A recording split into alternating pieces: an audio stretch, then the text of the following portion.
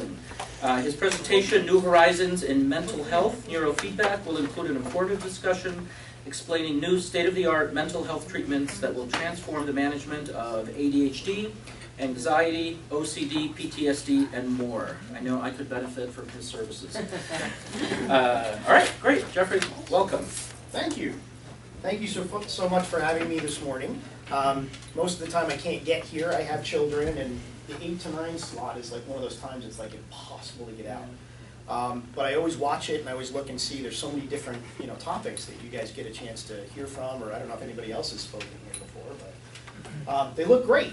And when I was trying to come up with a topic and, what am I going to talk about, I wanted to get something that I thought, oh, this is going to be really relevant for this, business group, all these people that are involved in business and stuff. And so I'm thinking of these different ideas, and I said, you know what, honestly, that's not really me. I'm not the greatest business guy in the world. It's not my background.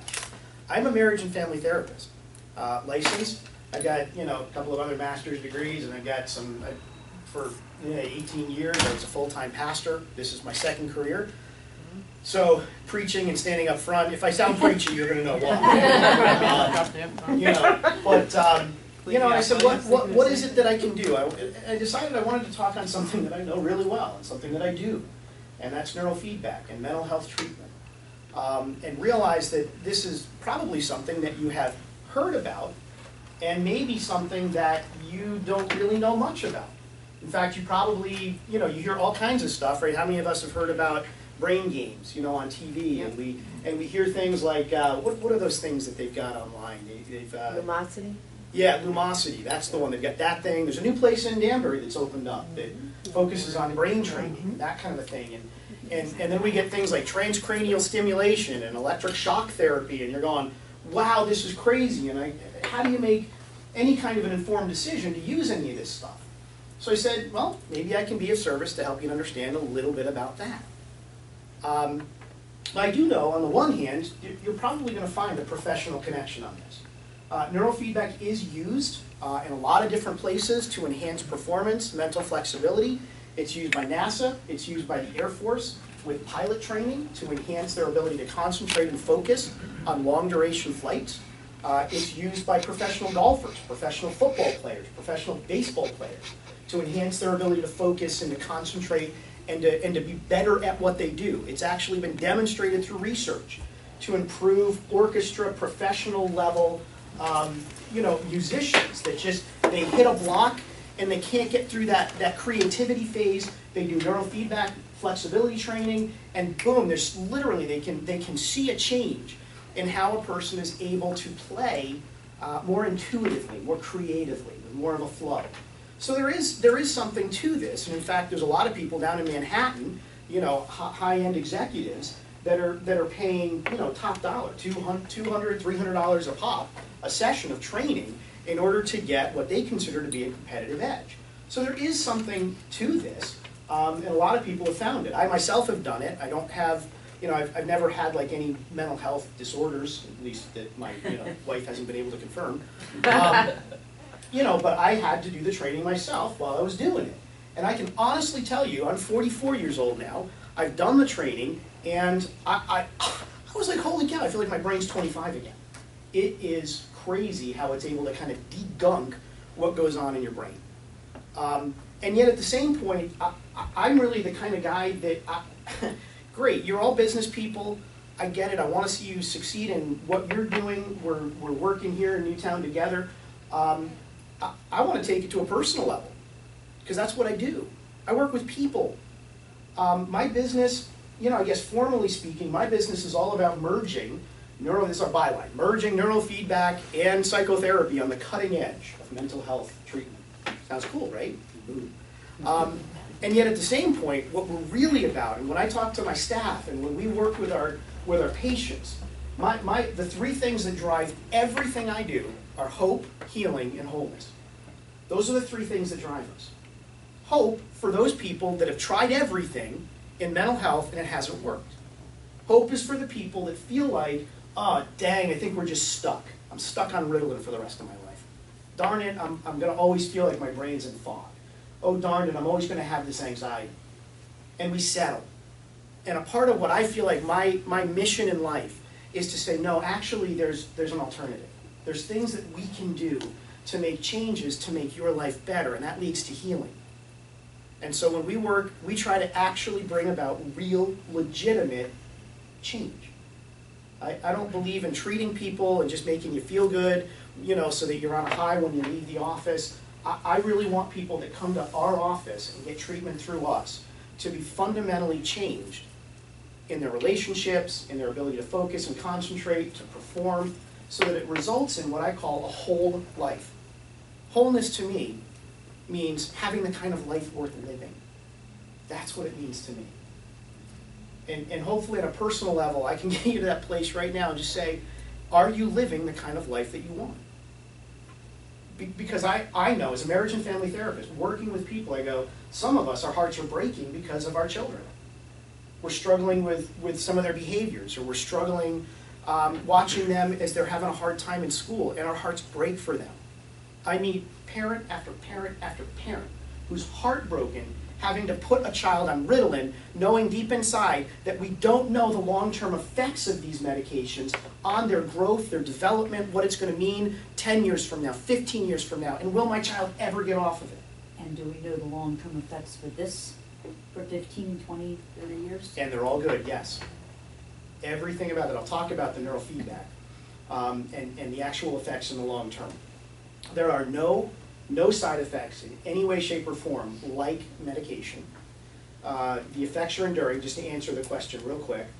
And the actual long-term effects, there is an indicator that we actually have reduced incidence of Alzheimer's and dementia in elderly patients and elderly people. We can offset the onset of those things. And there's just nothing bad. And is there documentation for this? Yes. Yeah, and I would refer you to, like in one of these things, ISNR, International Society for Neurofeedback Research. That is literally, it's the library of research for this. So we'll talk about that in a little bit more detail. Yeah. Somebody who has had difficulty with depression, let's say, and they're on medication, are you working in conjunction with their physician? Yes. You are, okay. Mm-hmm. That Yeah. was my next question. All decisions about reducing medication or changes in medication have to go through them. Good. I am not a psychiatrist, nor am I a doctor, so I can make recommendations, but all changes in prescription have to go with them. So I do consult with them. Good, thank you. Yeah. You said that you had this, you went through this. Mhm. Does it have a lasting effect, or do you have to go through a series, or how does that? Good question. How about I jump into it? Because then I can answer that. The effects are enduring. I use that term enduring because I don't think anything's really permanent. I'd say permanent is really, it's just not accurate, I don't think, with anything. But the effect is what we do is actually shift the homeostatic norm of your brain's activity. And once it changes, it wants to stay there. So that's where we'll kind of jump off. The three things that I wanted to do today, I was going to say the first thing that I wanted to accomplish was just to give you an overview of neurofeedback, so that when you leave here, you're going to know what it is, why it works, and what you can expect treatment involves.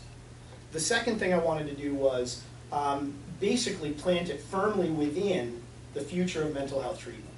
And I'm going to say something crazy. People get mad at me, that's okay. I guess what will happen is 10 or 15 years from now, we'll see if I was right. I do not view neurofeedback as an alternative to medication or whatever. I don't see it as kind of a peripheral treatment. I believe that neurofeedback will be the third great paradigm shift in how we treat mental health disorders. In other words, I would go so far as to say that 10 or 15 years from now, anybody that does not use neurofeedback or a derivative or whatever we have in 15 years, because the technology changes so fast, it is going to be viewed today like somebody who doesn't take credit cards or doesn't have a website. You can do it, but you're kind of behind. But the results are that good. And the research is there to demonstrate it. Neurofeedback is demonstrated as the highest level of efficacy in treating ADHD and anxiety-related disorders. So we're the #1 non-medication treatment option for those two things.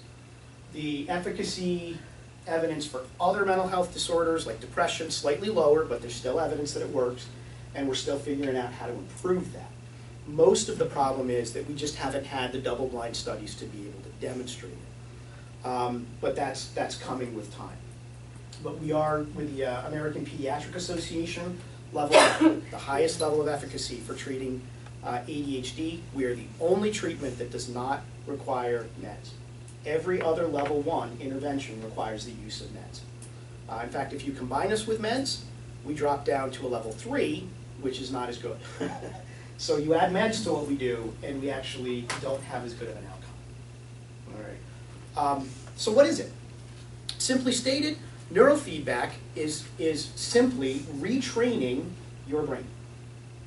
It's taking the electrical current of your brain and teaching your brain how to produce the right kinds of electric frequency and amplitude levels in the right places according to a normative database. So really what we're doing is we're working with your brain into capacity to produce and regulate electrical activity. That's what your brain does. It produces electricity. In fact, your brain is powerful enough with electricity that it could, it can basically power a light bulb all day long. There's an immense amount of stuff that's going on in your brain. I don't know if anybody's ever heard that silly statement that only 15% of your brain is ever used at one time. We've got movies out there about how if we could transcend that 15% barrier, we could. That's not true. Your brain is always functioning. Every part of your brain is being used. Your brain is always firing off electrical activity. And we've seen an immense amount of growth in our understanding of how the brain works over the last, at least 60 or 70 years or so. Since the 1960s, we've really been able to track a lot about neuroanatomy. So we know, in terms of neuroanatomy, very simply stated, different locations in your brain, different parts of your brain are responsible for different functions. So you can point to any part of your brain on the outside and you say, okay, that's what this does, that's what this does. If I point to this part right here, okay, this is the left prefrontal cortex. In general, this part of the brain is responsible for executive function, conscious decisions to plan and coordinate activity. If I move over to the side a little bit, over here, now we've got the ability of the brain to predict the outcome of certain choices and actions. It's the seat of what we call impulsivity control issues. We start moving back and we get into temporal lobes on the left side. Now we're getting into languaging kinds of things. And this part of the brain is responsible for correlating sounds and visual cues with actual words. And if we start going onto the other side and we point to this part right over here, we've got the part of your brain that consciously suppresses emotion. If you're sitting out there right now going, oh, come on, just get on with it, this is boring. Right now, this part is lit up saying, don't say anything, that would be socially inappropriate. Okay? And then as we go over to this side, right, and we start getting into the right temporal lobe, and we start getting into the more social aspects of communication. We start looking at, well, how do you interpret what I'm saying? Is this guy friendly, or is he really weird? Is he being sarcastic, or is he being serious? And your brain is interpreting all the cues over on this side. Now that's just kind of a part of what your brain does, because it's incredibly highly connected and highly complex, but we know neuroanatomically, different parts are responsible for different functions. We also know that the electrical activity of the brain has to be just right. Now personally, I call this the Goldilocks principle. Right? We all know the story of Goldilocks and the Three Bears. I'm not going to tell the whole thing, but all we know about that is every time Goldilocks comes into this new experience with a chair, with porridge, with a bed, it's always this one's too little, this one's too big, this one's just right. Good, you all know it. This one's just right, and your brain works the same way. But what it works on this is amplitude levels at different frequencies. Okay, now normally when I do consults and stuff, I talk about frequencies, we talk about amplitude, what that means. Frequency is the number of times that electric pulse oscillates between a positive and negative ionization. Okay, well, boom. Okay, so if we do 1, 2, 3 in a 1 second period, that's a 3 hertz frequency. Okay? Amplitude is how positive or how negative does it go? How powerful of a pulse is it? Your brain functions all the time. It's always producing between just over 0 and just about 30 hertz, okay? All the time. That's basically your default mode network. It's your baseline for how the brain is producing electricity. At any given point, your brain is producing those things.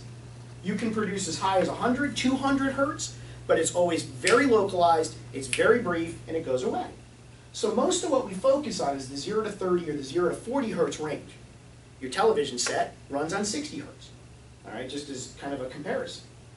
And in general, what I would say about the frequency is, the slower the frequency, the higher the amplitude. And the faster the frequency, the lower the amplitude.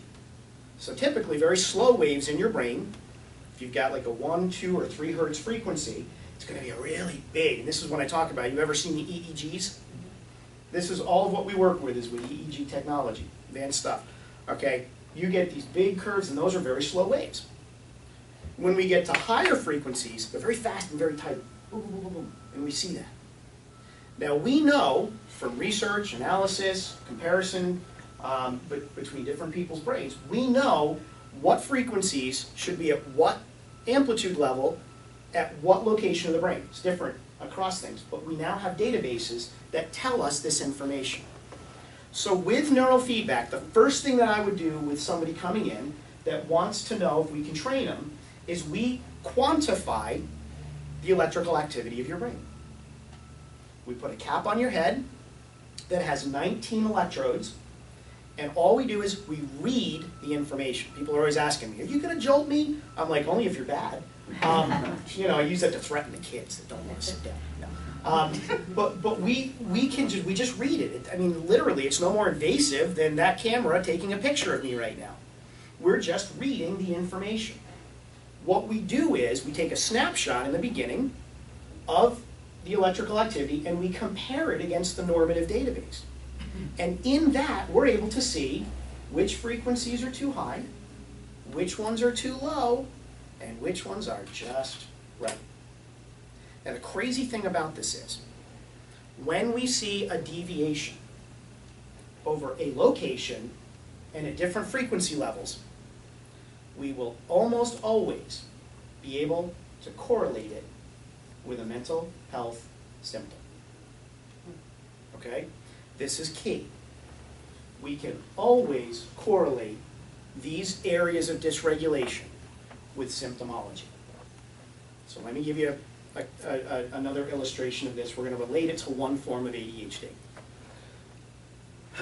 One of the things I should also say is, with frequencies in your brain, in general, remember I said we work with 0 to 30. In general, the slower the wave, the more internalized that process is. I know this is all kind of new stuff. Hang with me. The faster it is, the more externalized or conscious it becomes. Okay? 10 is about the middle. All right? So at 10 hertz, somewhere between 8 and 12, we call these alpha waves. There will be a test. But 8 to 12 hertz is what I call the Zen state. 8 to 12 hertz is, it's the cat that's focused on its prey, ready to pounce. It's completely focused and not doing anything. 8 to 12 hertz is the zone you're going to find a shortstop when the pitcher winds up. He's ready, okay? That's 8 to 10 hertz. It's your brain's ability to receive sensory input, okay? When we go slower than that, when we're in the 4 to 8 hertz range, we call that theta waves. Theta waves are associated with things like daydreaming, creativity, memory consolidation, memory recall. All of these things are going on. If you have these activities in your brain, you're going to see theta waves going on. Go even slower than that, just over 0 up to 4 hertz. Now we've got sleep waves. If you're asleep, are you conscious? Most of us know.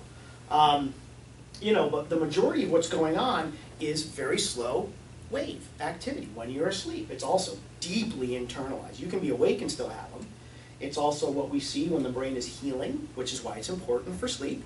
And it's also the frequency that we see the communication occurring between the cortex, which is the surface of the brain, and deeper limbic structures. Most of what's coursing through your body is in slower frequencies. Okay? Now we start going a little higher. What happens when we get over 12?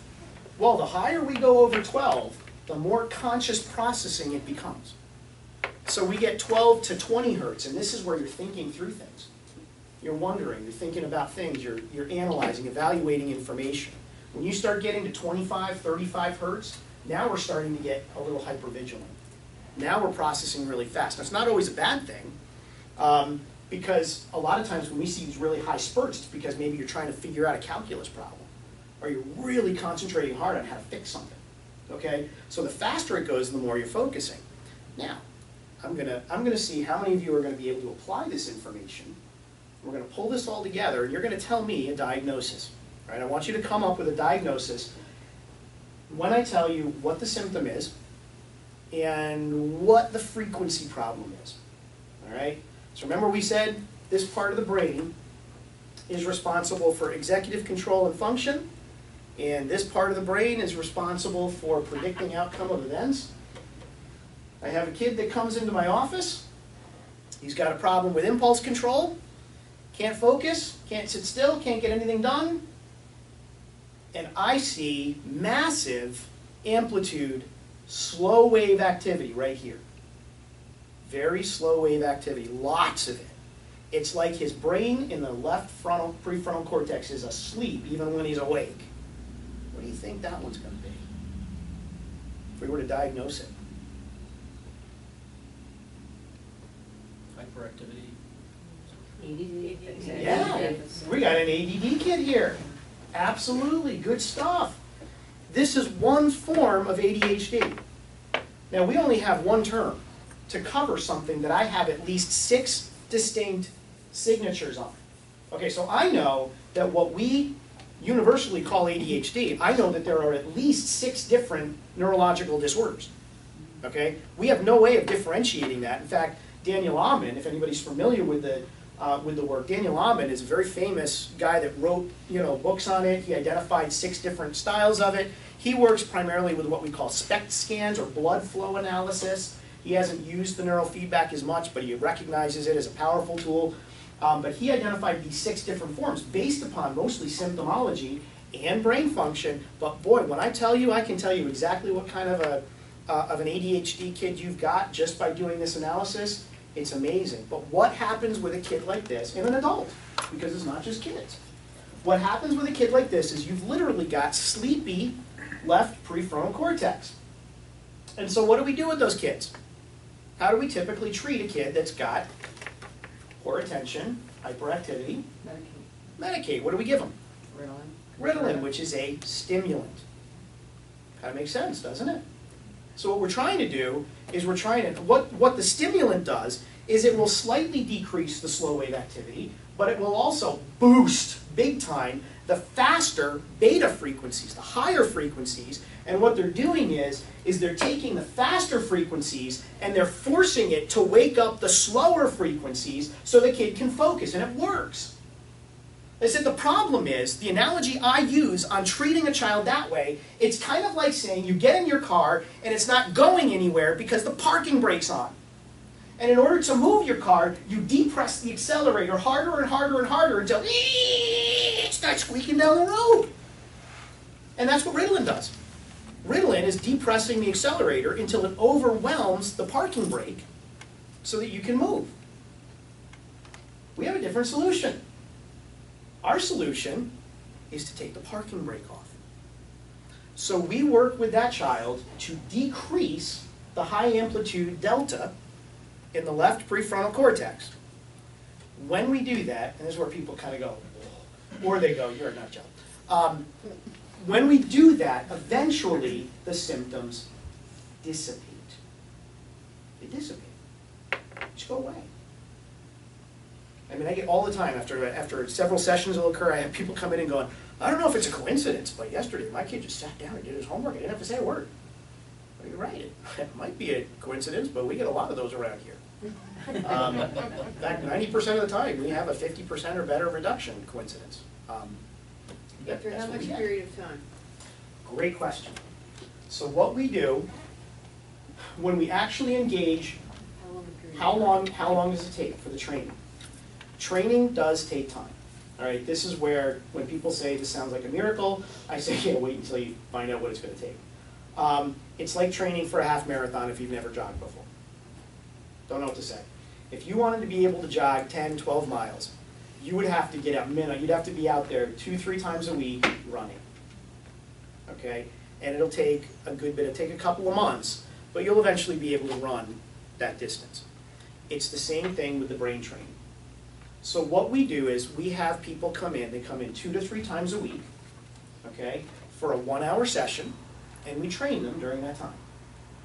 Now for us, the average number of times, and again, this is across a wide range of different issues, average for us is about 36 to 40 sessions, okay? So 36 to 40 sessions, you can imagine it's like a 3 to 5 month investment of time. That's where it's difficult. But again, the results that we've had have been really, really good. Our goal for treatment is a 50% or better reduction in symptomology. In other words, we track all this. We track it, number one, with the actual brain analysis. We call it a QEEG. It's a quantitative electroencephalogram. We take a snapshot of the brain in the beginning, and then we take them multiple times throughout the training in order to continue to evaluate that baseline to see where it's high, where it's low, and where it's normalizing. And that gives us the baseline to know which protocols to use to train a person. Yeah? The industry average is 40 to 80 sessions. How are you able to do less than that? Because we use the most advanced equipment available. The industry average is based upon conventional training, and we use what's called Z-score S-Loretta training, and I'll explain the difference. It's the difference, I mean, it's like conventional training on steroids. So we get results that are, not only are our results better, but they're global. The conventional training works with one location at a time. So in other words, they'll put an electrode on one spot, and they'll train that. And all it does is it says, if it's high, it says go down, go down, go down, go down, go down. That's all it does. With the equipment that we use 19 channel training. So we're training 19 sites. And not just are we telling those sites, we don't tell them to just go down. In real time, we are translating the electric information, quantifying it, comparing it against the normal database, translating it into what we call standard deviations, how far off the norm is it. So we take things that are too high, too low, and then tell the brain to come back into the normal range. So we're training all 19 sites. Anything that's high comes low, anything that's low comes high. And in addition to that, we're training all of the connectivity factors, okay, which is huge. We're able to gauge how well integrated the information is. We're able to gauge the flow, if there's too much, if there's too little, and the speed at which the electrical activity translates. So the difference between conventional training and what we do is, they're training 1, maybe 4, at the most, they can train 4 different factors. We train 5,800. So the difference between what we do and conventional training is light years, light years. We're literally doing, I mean, like, other places in the state may have the ability to do what we call QEEGs. We literally train in the context of QEEG data. You know, and I mean, I get into the difference between, because even with conventional training, if you understand how we derive the data about the electrical activity in the brain, if you only have 2 or 3 or 4 electrodes, you cannot get accurate information on a QEEG. You just can't. It's not possible. And that's the majority of what's being collected. You can only do it with 19 channels. So that's what we do all the time.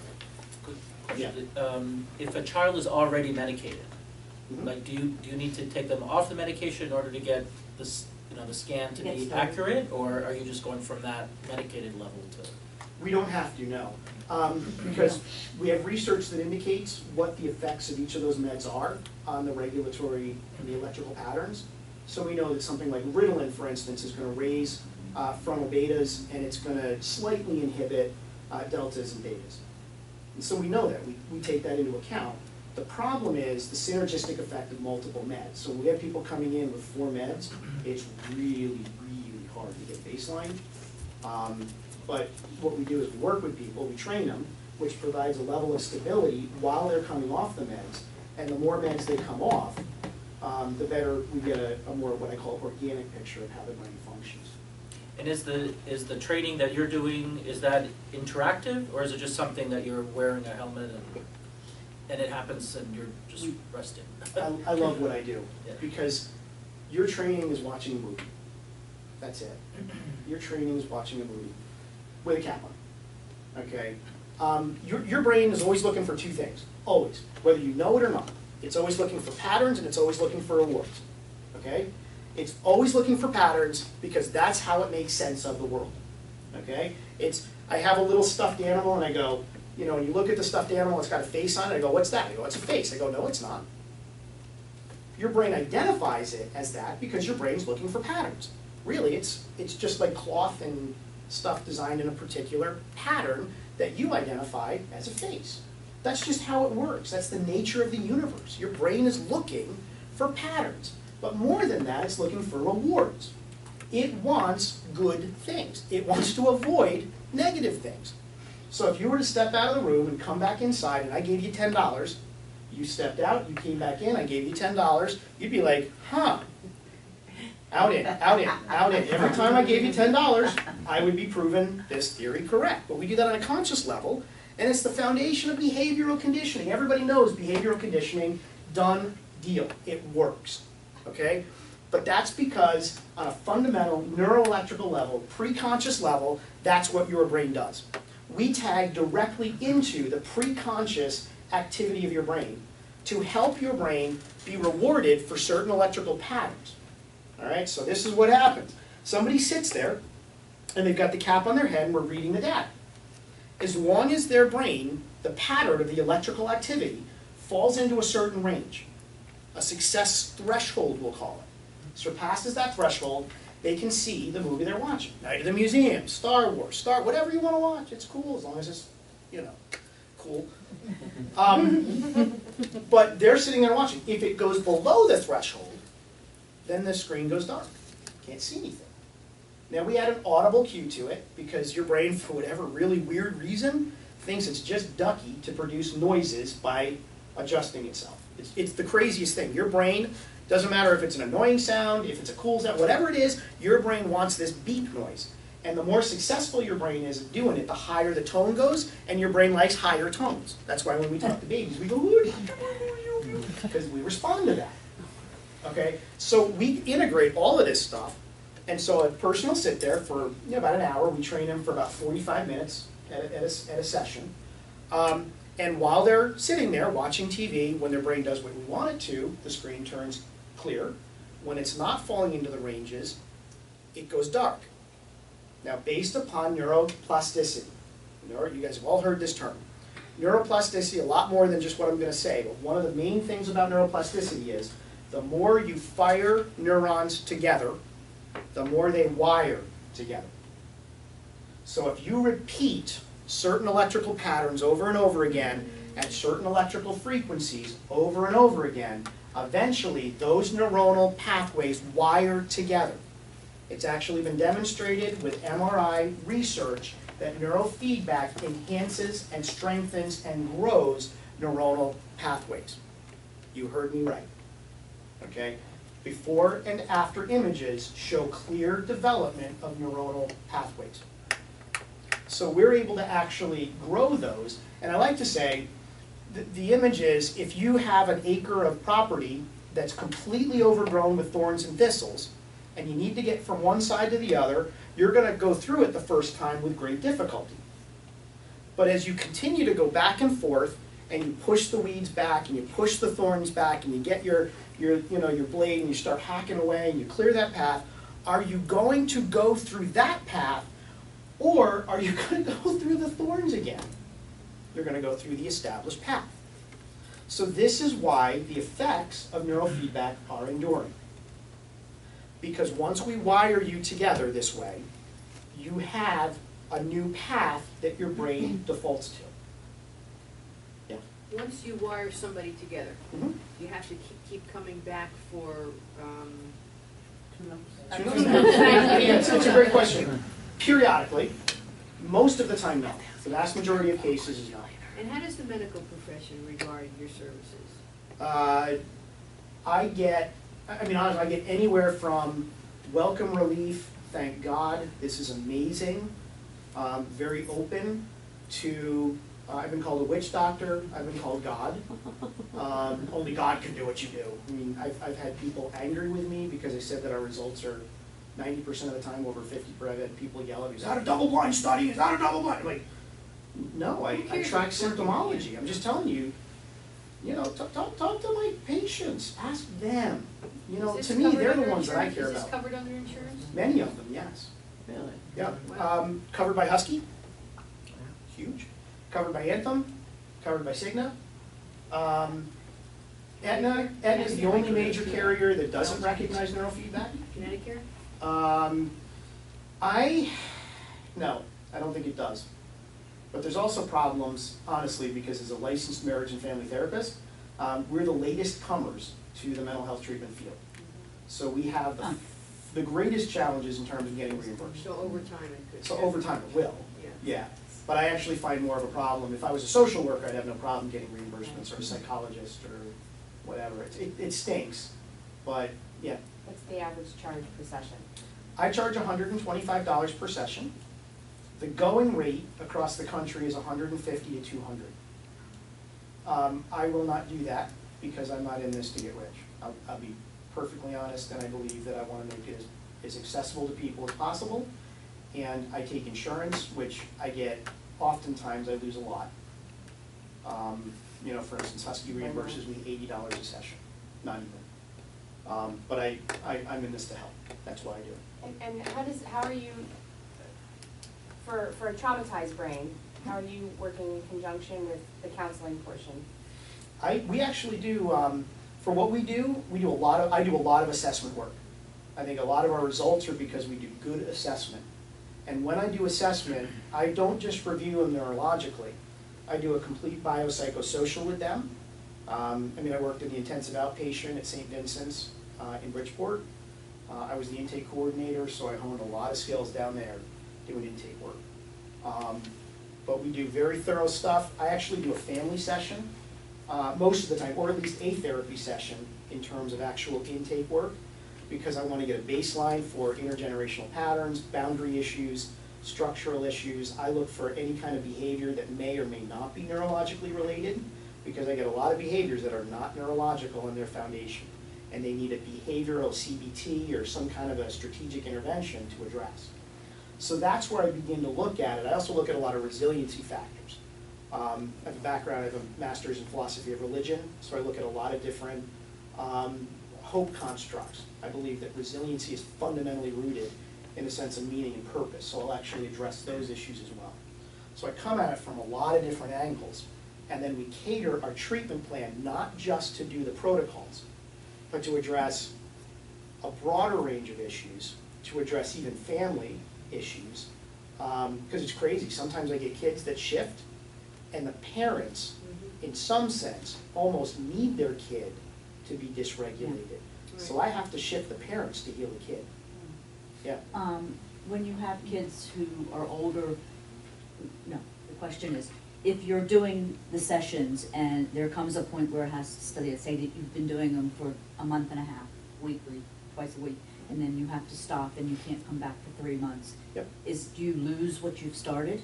Slightly. I mean, I find that, like, I don't do anybody less than 24 sessions, because you just don't reinforce the neural networks enough to solidify those beliefs. So I typically, once we achieve the goal, I recommend another 6 sessions to continue going. You know, because I've had kids, like I had one kid that was coming from North New Jersey. The only place that they could find what we do.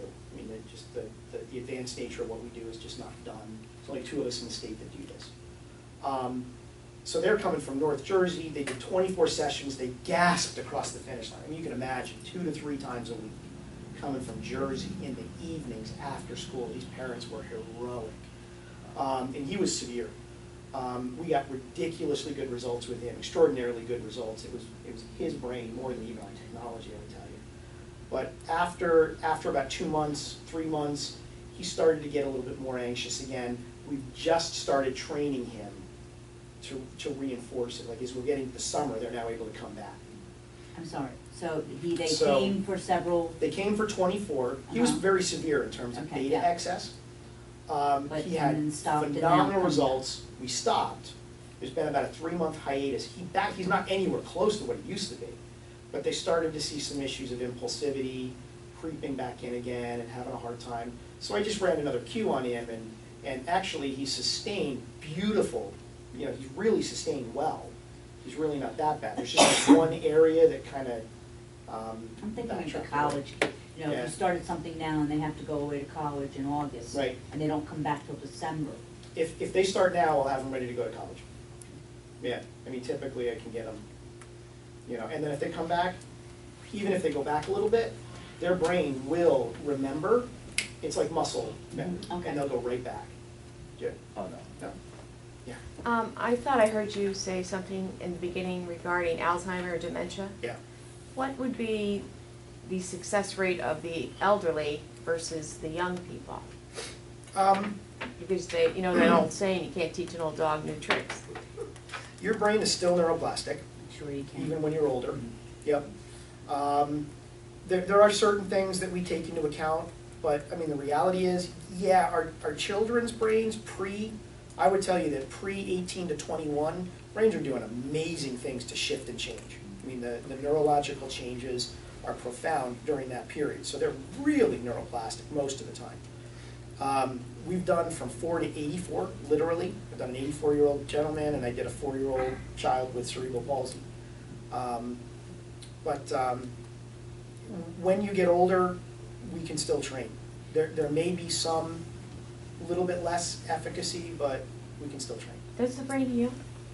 Yeah, it Like- actually does. Like when you kill it with alcohol or drugs or something like that, it regenerates everything? I gotta be careful on this one, because there's evidence that you can grow and regrow neural connections in the brain, okay?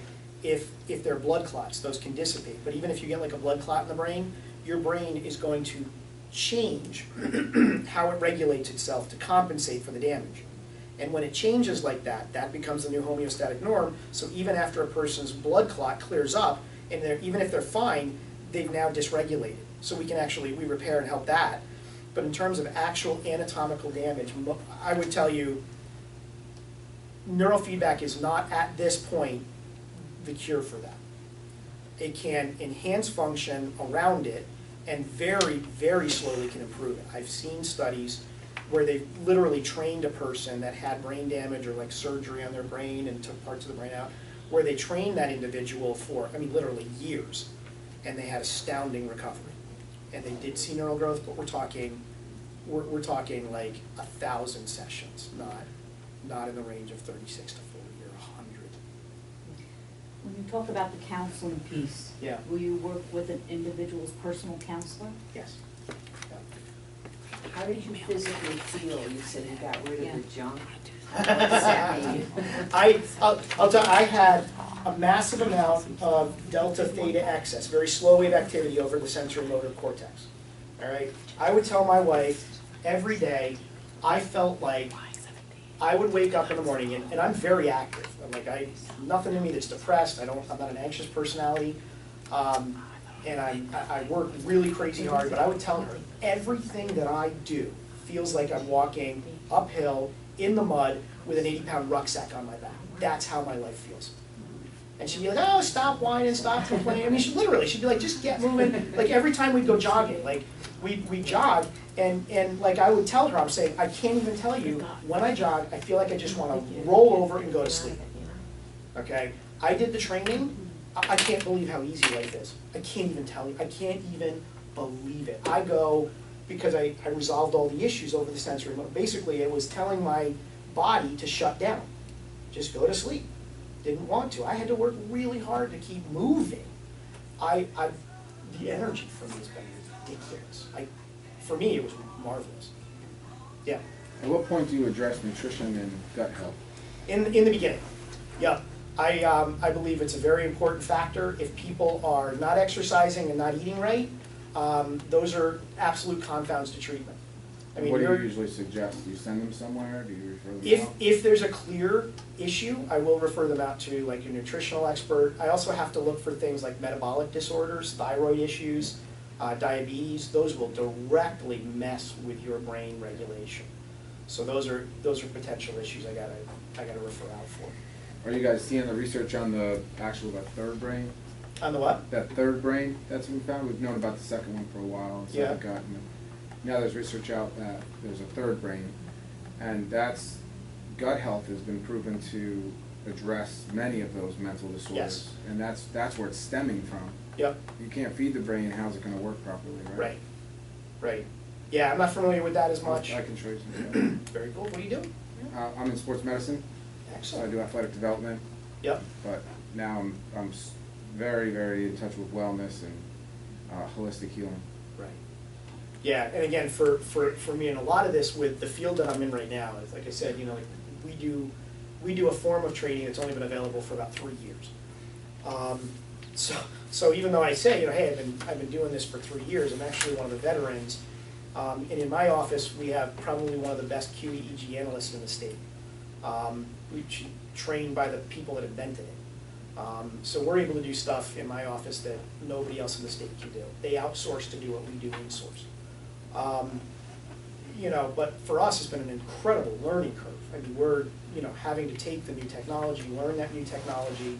So as time goes by, that's the kind of stuff that I want to get better with. I want to be able to integrate it with the nutritional component. At some point, I'm probably going to end up hiring a nurse to have on site, to work in conjunction with a psychiatrist or nutritional experts. And I agree, it's a significant factor. On the training, you mentioned that the TV goes off at a certain point in time. Yep. What triggers it to go back on, or what happens during that Yep, when the process? brain does what we want it to do. Well, how does that happen? We're reading the information, and like I said, the brain figures that pattern out. It's pre-conscious. Okay. What's that? But it doesn't. It does. Always does. Never And had if it's- a time when it didn't I guess figure it out. unconsciously, is it something like the kid has to think or Nope. relax or? Nope. It's So hysterical. That's why it is so funny to me, because I'll get kids, and you can have kids staring off into space, doing nothing, kids that can't focus, they can't do any of this. Put a cap on, as long as they will tolerate the cap on their head, as soon as you turn the TV on, most of my kids are like, and then the training just happens. It happens, they don't even have to want to be there, they don't have to want it to work. You literally do nothing. What's that? Do they feel, are there sensations then? No, other than the fact that we have to put gel in. We put a little bit of gel in the whole, this is one of the worst parts of the experience, is you get gel in your hair. The 16-year-old girls hate me. Oh my gosh.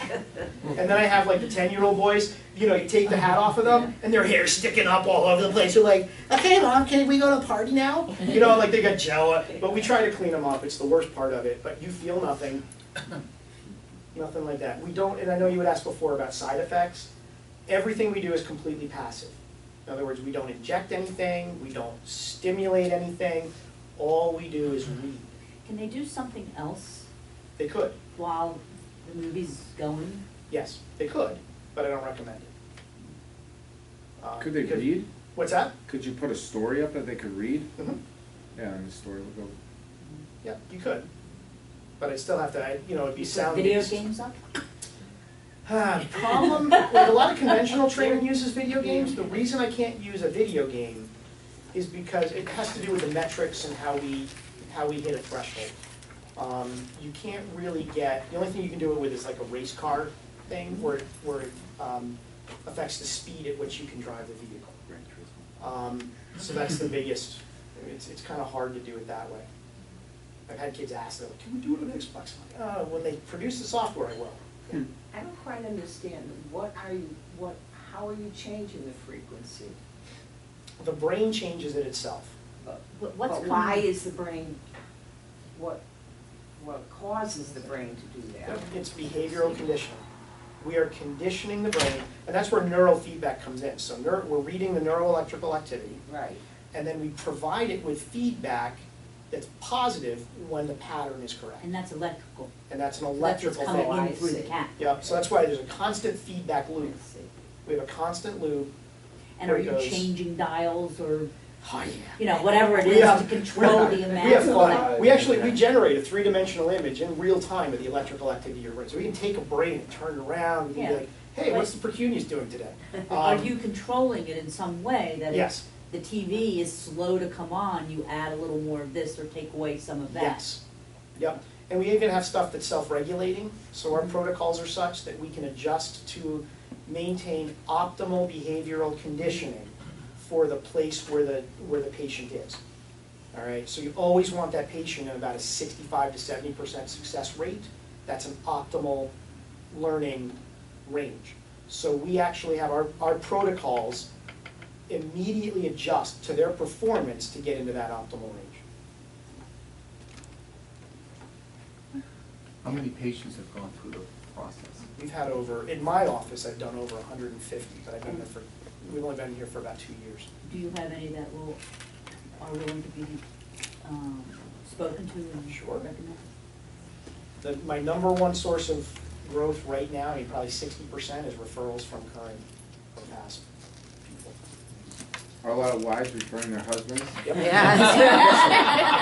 Right? Father's Day special. Yep. Although I have to tell wives, I go, if you think they have ADHD, I really am going to have to separate. Is it attention deficit hyperactivity, or is it attention deficit husband disorder? There's two different kinds. I had one guy that came in. The wife was forcing him because he had problems. I looked at his brain. It was the cleanest, most beautiful brain I've ever seen. And I said to the wife, I said, I got to bring you in for couple counseling. She was so mad at me. She wouldn't come in. It was the craziest thing. Yeah. I'm very impressed when I get to work. The problem's not the brain, the problem is you. So Yeah. you can't do too much stimulation to the part of the brain or No. okay.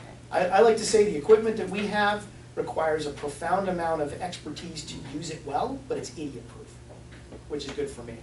I just go, so all the training we do, and again, you can talk to any patient I've ever had. We have never had somebody not report positive gain, ever. And every one of the people that have come through, they've all said we've had at least a 20% reduction in symptomology. Yeah. So if I'm understanding correctly, and this is very fascinating, a child who is diagnosed with ADHD could be on Ritalin forever. Nothing gets corrected. It Correct. masks it. Yep. Interesting. And that's the truth with with most of the psychiatric medication. Now, my experience is that of the people that come into my office, about 10% of them need the chemistry. All right? And this is where I go back and say I believe that the future of mental health treatment is going to be a fundamental paradigm shift where the treatment of mental health is going to revolve very much around our model. And the model is addressing the neuroelectrical patterns while addressing behavioral and systemic issues in conjunction with chemistry. Okay? I just think that's the future. I think we finally figured out, first paradigm shift was Freud, talk therapy. Second paradigm shift was with psychopharmacology. And I think now, and this is where one of the reasons why we're at a huge disadvantage with neurofeedback is because the entire medical community, almost unbelievably, is devoted to psychopharmacology. When I tell you, They've abused it. The pharmacy companies. but people say to me, they're like, well, why are neurologists not doing this? And I say, because I can't even My tell you, husband works neurology should have taken The this. scientists.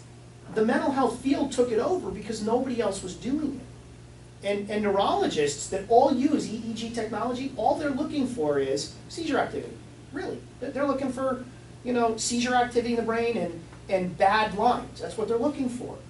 And they never stop to think, what if we quantify and normalize and find what that Goldilocks zone is? They never thought of it. And it's like, I'm waiting for the day when they're going to come back and say, oh, it's ours, because they're trying to do it now in some states. But How would you compare your therapy to like electrical shock therapy for depression? Electrical shock therapy to me, in a lot of the way that it's advanced a long way. That's like trying to reset internal structures with boom, okay, let's see if we can reset it. Right. And to me, it's a Hail Mary. Yeah. We're losing the game, the football game's over, we got 80 yards to go, I'm going to throw this ball up in the air and hope to God somebody catches it. But there is a lot that says there's another form of it that's called transcranial magnetic stimulation. There's a guy in the area that has been doing that, and I believe that's been very successful with depression, which I don't claim to be as good with. I know that we're learning how to do it, but it's very difficult to work with depression. This injection method, they're very, very specific about what part of the brain gets injected, for lack of a better word, with the stimulus. And in fact, the future of neurofeedback training is going to become more of an active form of training. What we end up doing, and I'm going to eventually integrate this in with my practice, but we identify the 10% or 5% of the brain that's worst performing, and then we send in like millivolts, like less than what you'd have in your earpiece in your phone. We send in to that one specific location, tell the brain literally how to function for like 5 minutes and then stop, and then it continues to do it. And the guys that I know, Brainmaster Technologies is my supplier, they say that what this technology does to what I do is like the same advance as what I do compared to conventional treatment. So it's just, you're able to get, like I get results in 36 to 40 sessions, they're getting results in like 18 to 20. How about like with anxiety and the elimination of Ativan and Xanax and those types Oh, of yeah. things? You work with Do that? it all the time. How about borderline? Yep. Borderline? I can work with it. Wow. I'm not always happy to do that. No offense, but borderlines are Yeah. very difficult. Personality disorders Yeah. are very difficult. They're relatively rigid and static. That's the characteristic of a personality disorder. But there is evidence to suggest that we can, with training, take the edge off. What about Asperger's spectrum or even the Yep. autism? One of the things that I find with autism or spectrum-y things is, I find that a characteristic of it is a reduced neuroplasticity. I just think that's a characteristic of the brain. They don't learn, they don't adapt very well. So on things like that, They don't adapt, they don't right, transfer, they don't. their brains are not particularly responsive to it. When if I consent to train somebody, I tell them, when I train somebody that's in anxiety or ADHD, I can say in 90% of the cases we get a 50% or better reduction in symptomology. You come in on a scale of 0 to 10, and your average symptomology is an 8. By the time you leave, it's going to be a 4 or less. Okay, and that we've tracked. With autism, I say if we get 20% reduction, that's about right. Is that the same with Asperger's? Yeah, but most of the time I get people that say, if you can even give me 20% improvement, we Right. kill for that. I say, so, I mean, and I'm honest, it's experimental, it is. I can't promise outcomes, I don't know it, the research isn't there, it's not even great. But if people want to do it and they know that the prognosis is not great, I'll do it. You've seen a link between ADHD and Ritalin use and Alzheimer's? Have you seen that out there? Yep. The research? Yeah, and Xanax is even more, that they've said a lot of the benzos, that there's a direct correlation between Xanax use over a longer period of time, even like 3 months or more, and Alzheimer's is severe. I mean, it's really high. Yeah, they're just not linking, they weren't linking it or thinking No. to ask, and now that's because of. And that's why I get Obama's. people calling me, is because they're going, if there's any chance of getting you off the meds, and we do a lot of work on that.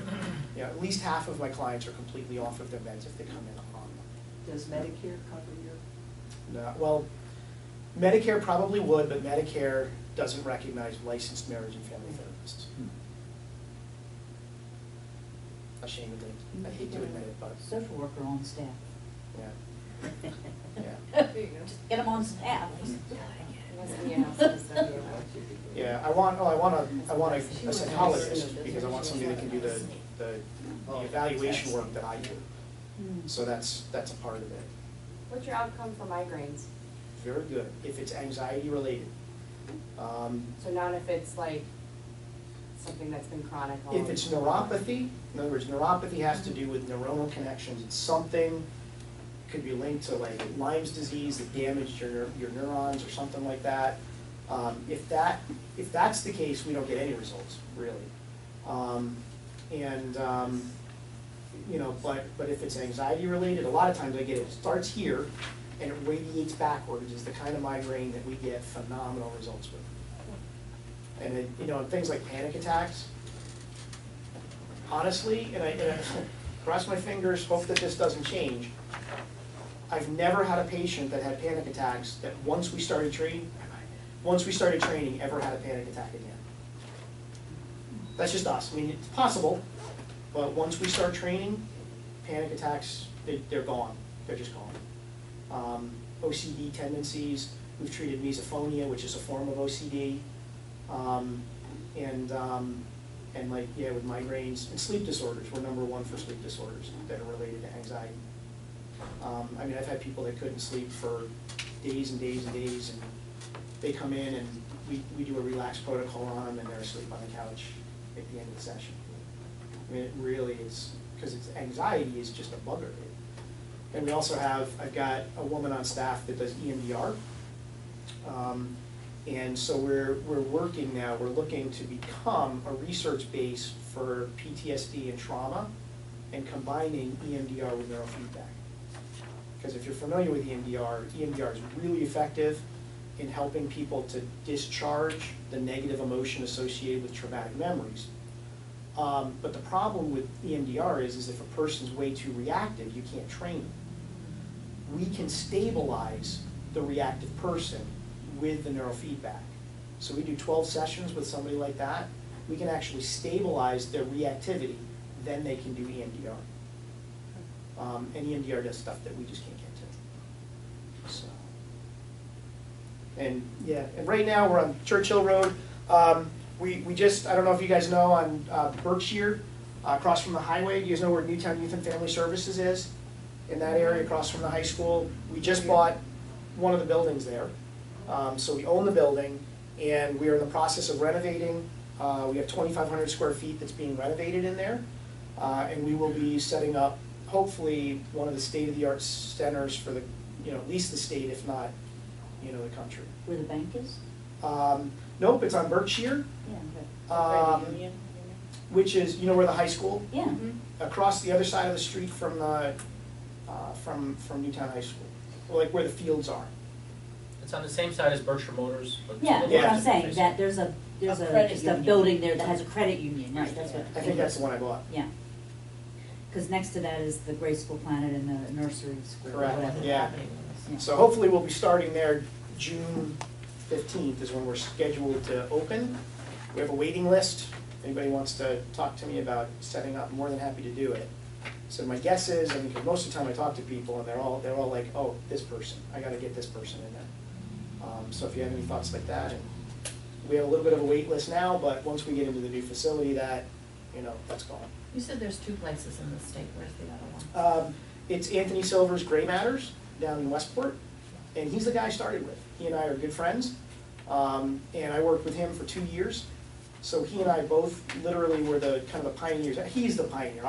He's the one that needs the credit for that. He pioneered getting the Z-score training into the state and learning about it. And then I worked with him. I learned all of it. But I live in Sherman. He's down in Westport. I mean, I'm driving an hour and 10 minutes. I got 4 kids. I want a life. So I moved a little closer. But he and I are still in touch. I mean, we're both committed to trying to provide the highest quality stuff we can. Thank you. Thank you. Excellent. Thank you very much.